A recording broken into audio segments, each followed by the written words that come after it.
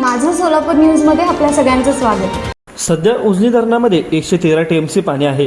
धरणामधून भीमा नदीत 4000 तर धरणातील वीज निर्मिती प्रकल्पासाठी 1600 क्युसेक पाणी सोडण्यात आले आहे।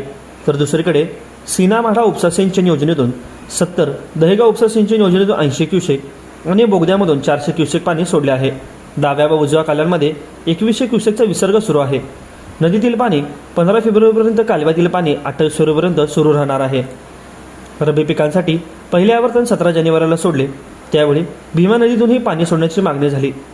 तसेच गुरुवारपासून त्या नदीतूनही पाणी सोडले आहे, त्यामुळे पंढरपूर, सांगोळा, मंगळवेढा, अक्कलकोट व या तालुक्यांना लाभ होणार आहे। सोलापूर शहराला पाणी पुरवठा करणारा औज बंधारा देखील या पाण्याने भरणार आहे। आता उन्हाळ्यामध्ये एकदा भीमा नदीतून पाणी सोडले जाईल। तत्पूर्वी शेतीला यंदाच्या उन्हाळ्यात 2 आवर्तन मिळणार आहेत। पुढील आवर्तन मार्च अखेर आणि तिसरे आवर्तन एप्रिल अखेर सोडण्याचे नियोजन आहे।